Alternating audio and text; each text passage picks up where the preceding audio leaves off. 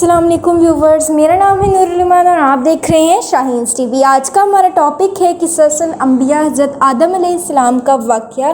Part 6۔ آج ہم آپ سے ڈسکس کریں گے کہ حضرت آدم علیہ السلام نے کس طرح حابیل کی لاش کو تلاش کیا، کس طرح لوگوں کو پتہ چلا، یعنی ان کی جو اولاد تھی، روایات میں آتا ہے کہ ان کے 120 اولاد تھی اس وقت، یعنی 120 بیٹے تھے۔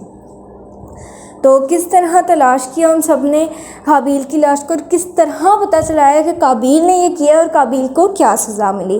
ہم سٹارٹ کرتے ہیں آج کی ویڈیو۔ قابیل اپنے بھائی یعنی حابیل کو دفن کر کے واپس جا ہی رہا تھا کہ جو ہے قابیل نے زمین سے آسمان سے ایک آواز سنی، یعنی وہ اللہ تعالیٰ کی آواز تھی، اور اللہ تعالیٰ نے فرمایا اور زمین کو حکم دیا کہ اے زمین قابیل کو اپنے اندر جکڑ لے، اور یہ تھی اس کی سزا، لیکن کچھ دیر کے لیے۔ اور اس پر زمین نے قابیل کو اپنے اندر جگڑنا شروع کر دیا۔ وہ اپنے کیے کی معافی مانگ رہا تھا، اپنے گناہ کی معافی مانگ رہا تھا، اور مانگتے ہی جا رہا تھا۔ پھر اس نے کہا کہ اے اللہ مجھے معاف کر دے، مجھے معاف کر دے۔ میرے والد یعنی حضرت آدم علیہ السلام کہتے ہیں کہ اللہ تعالیٰ سے ہر بات کی معافی مانگو، وہ تمہیں معاف کرے گا۔ تو اس نے دوبارہ اپنے کیے کی معافی مانگی اور پھر اللہ تعالیٰ نے اسے معاف کر دیا، لیکن کیونکہ اس نے زمین پر پہلا قتل کیا تھا اور اس بہت زیادہ برے کام کا جو ہے اس نے شروعات کی تھی، اسے شروع کرنے والا جو تھا وہ قابیل تھا، اور اسی وجہ سے جو ہے اس نے نہ صرف قتل کا ایک جو ہے کام شروع کیا، بلکہ اس نے اپنے بھائی کو ہی سب سے پہلے قتل کیا۔ تو اسے سزا اس لیے ملنی تھی، لیکن اللہ تعالیٰ نے زمین کو تو حکم دے دیا کہ اسے چھوڑ دو، یعنی آسمان سے دوبارہ ایک آواز آئی اور دوبارہ فرمایا گیا کہ اے زمین قابیل کو چھوڑ دو، اور قابیل کو زمین نے چھوڑ دیا۔ اس پر جو ہے قابیل نے شکر ادا کیا کہ اللہ تعالیٰ نے مجھے معاف کر دیا، اور اسی وقت آسمان سے ایک فرشتہ آیا اور اس نے قابیل کے اوپر نیزہ مارا، اور جس سے وہ مر گیا۔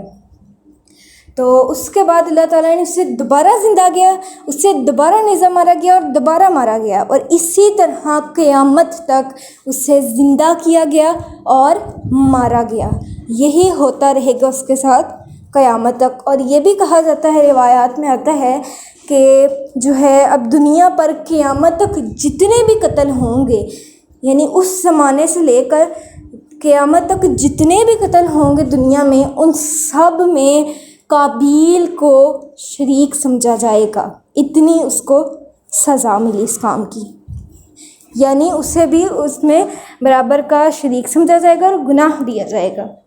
پھر ہوا کچھ یوں کہ حضرت آدم علیہ السلام اور ان کی جو اولاد تھی، باقی بیٹے تھے، تو وہ سب ڈھونڈ رہے تھے حابیل اور قابیل کو،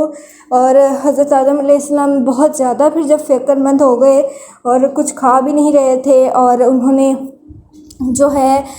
وہ ان کی طبیعت بھی جو ہے بہت خراب ہونے لگ گئی، تو اس کی وجہ سے وہ پھر ایک دن سو رہے تھے کہ حضرت اسرائیل علیہ السلام دوبارہ آئے اور فرمایا کہ اپنے بیٹے حابیل کو دیکھنا چاہتے ہو؟ اس پر حضرت آدم علیہ السلام نے فرمایا ہاں میں دیکھنا چاہتا ہوں۔ تو خوشی سے انہوں نے فرمایا کہ چلو میں اپنے ایک بیٹے کو تو دیکھ لوں گا، یعنی اسے ڈھونڈ لوں گا۔ تو اس طرح انہوں نے خواب ہی میں یہ دیکھا کہ قابیل نے حابیل کو مارا ہے اور ایک جگہ مٹی کے نیچے دفن کر دیا ہے۔ حضرت آدم علیہ السلام اس جگہ گئے، مٹی کو نکالا اور اپنے بیٹے حابیل کی لاش کو نکال لیا۔ حابیل کی لاش کو نکالا اور ایک صندوق میں بند کر کے اپنے گھر لے گئے، اور اسے جہاں بھی وہ 40 روز تک یعنی 40 ڈیز تک اس کو وہ اس ادھر ادھر جو ہے اس صندوق کو جس میں حابیل کی لاش تھی ادھر ادھر گھماتے رہے، اور جہاں بھی وہ اس صندوق کو لے کر جاتے وہاں اوپر جو پرندے ہوتے وہ آپس میں باتیں کرتے کہ ہمیں یہاں سے بھاگ جانا چاہیے، یہ جو انسان ہیں یہ بہت زیادہ ظالم ہے، یہ اپنے ہی بھائیوں کو مار دیتے ہیں، ان کا قتل کر دیتے ہیں۔ تو اس طرح وہ بات کر کے وہاں سے چلے جاتے۔ تو اب آگے پھر 40 روز بعد یعنی 40 ڈیز بعد جو ہے حابیل کی لاش کو حضرت آدم علیہ السلام نے اپنے ہی گھر کے یعنی اپنے مکان کے قریب میں دفن کر دیا، اور اس طرح قابیل کو ملی سزا اور حابیل جو ہے اسے دفن کیا گیا۔